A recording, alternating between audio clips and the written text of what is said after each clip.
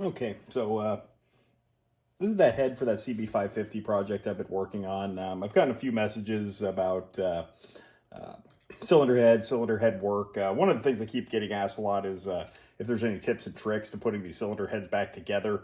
Um, Not really. They're relatively simple once you kind of know what you're doing on these. So, give you a few tips. We'll show you how to put this one valve in. I'm going to do an intake valve here on this side and kind of show you how that's going to go. So, one of the things we do here. Oh yeah, that was the other thing. If you have any questions about the process, what we did to this head to make it usable, please message me. I'm just going to cover the assembly on this video. So first thing we do, we've already kind of sprayed this head out. It's fairly clean. We're going to give it a final cleaning once it's all back together. But what you're going to do is you're going to take your valve. Before I put these in, I always take a little dab of some grease and just put a little bit on the stem. That way as it slides through the valve guide here, it picks up a little bit of lube. Just going to put it right through the valve guide. Give it a little twist, kind of disperse that grease. What that does, it keeps the valve guide from getting dry. In case this motor isn't going to get started for, several weeks after we do the assembly, get it bolted on and whatever. Just make sure if you use regular oil, it can drain out of the guide off the valve, and you can have a dry start on those, which we don't want to do. The grease is going to stay put. Some of you might be concerned about getting grease in the oiling system. I've done lots of motors this way, probably hundreds this way. I worked at a machine shop in college. This is how we always did this. For the longevity of it, if you're concerned, you can use, an assembly goo type product, something like this. This is designed that when oil touches it, it dissolves and assimilates into the oil. You can use that as well. I don't really like it for this because it's a little bit tacky, a little bit sticky, so you can't really, feel that valve guide is moving quite as smooth. But good product, you can absolutely use it as well. And then the last check before we start assembling all this, now that everything's nice and loose, the spring's out of it, just try to make sure it's smooth and rotates freely. This one's great. This feels awesome, actually. Not all worn out as bad as this head looked. It's turning out pretty decent. So now get your spring and everything ready. This is a duplex spring, so it's actually got a smaller inner spring, a larger outer spring, and you've got this retainer that goes on top. So what I always do on these, this was a clean towel, but I've been using it for the whole process. You see I've only got 2 valves left to do. Just give these a little spray with some brake clean, something that is going to dissolve any of that petroleum stuff, clear any of the dust off of there. Like I said, I usually give these one big dousing after I put them all together, just to make sure everything's clean. I also, after any job like this, I give the bike a quick oil change after this. Something like break it in, run it, get it warm, get it up to temp, and then dump that oil out and put something else in there. So kind of sandwich that all together. Big spring, inner spring, retainer cap, and then slide that over your valve here. So from there, you're going to need a valve spring compressor. Your motorcycle ones are going to look like this. This is a Motion Pro or something like that. They all kind of look like this, very similar. They've got an open end here. This is what allows you to get these little valve retainers, these little tapered guys to go into the valve spring. To give you a chance to get at those. So I'm going to set this up, just show you how to set up the tool, and then I'm going to change camera angles here so you can see how the keepers go in. So what you're going to want to do is center this open piece as much as possible on the valve spring. It might twist a little bit, move around a little bit as you tighten it up. It's going to naturally, kind of settle to one side or another here. Which is fine, because you're probably going to need to wiggle and move it while we're trying to get the valve keepers in.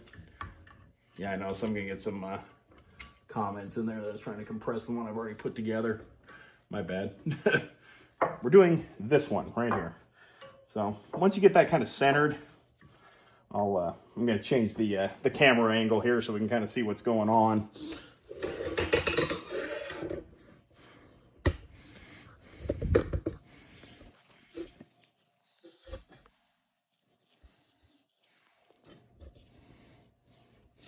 Yeah, get that zoomed in there. That should be pretty good right there, I think. Assuming the camera isn't so much in my way I can't actually work, but we'll see how that goes. There we go. I'll go with that.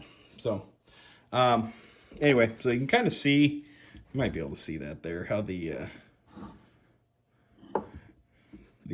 keeper, the retainer is all kind of sticking up over the top of the valve. So we need to compress this spring down so that we can get those retainer pieces in there. And now that I've got you kind of at an angle here, well, they look like this. They're just these tapered cone-shaped pieces. So the way these work, I'm going to grab my last valve here.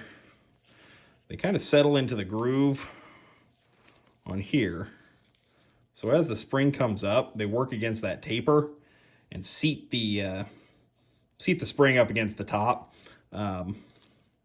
Keep everything from coming apart. The kind of tricky part is you kind of have to have them sit in the groove while you're. Probably should have checked how far I need to get this away from the table before I set the camera, but that's okay. We can move things. Go with that. So now what we're going to do, we're going to compress this. You don't need to compress it all the way till like the coil is binding or anything like that.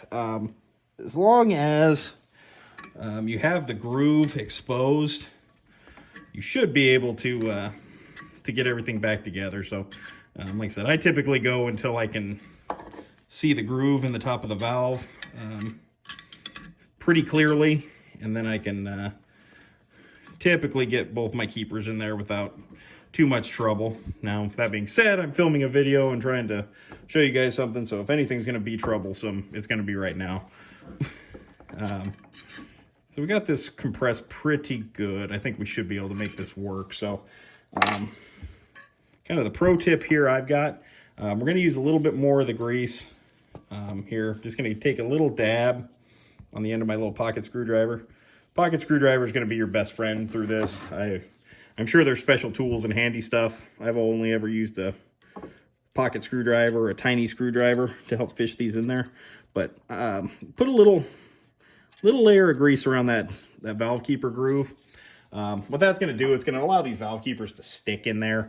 The easiest way is if they both are in the groove, you can just loosen the valve spring, but I've also had them work if one is in the groove and the other's kind of sitting down inside the retainer. As you loosen the valve spring and it comes up, they'll settle themselves. But so you can kind of see, I just set the keeper down inside there kind of roughly, and then I'm going to kind of finagle it into position with my pocket screwdriver. And that was pretty good. Hopefully the camera picked that up, how as I fished it into the groove, it actually squeezed up some grease through here. Great indicator that you got it. So that one I'm going to leave right there. That's looking good. And then this one, sometimes you can even put enough grease on the screwdriver that'll actually hold it there. Make it a little bit easier for you to fish them in there. Not super necessary on this one because we've got plenty of room. And again, you know, like I said, get it down in there, kind of fish it into the groove. So now you can see pretty well that they're both seated where they need to be. So now, basically, what all we're going to do here, since we got them both in the groove pretty drama-free, we're going to put our handle back in there, and we're going to loosen this valve spring. So go up nice and slow.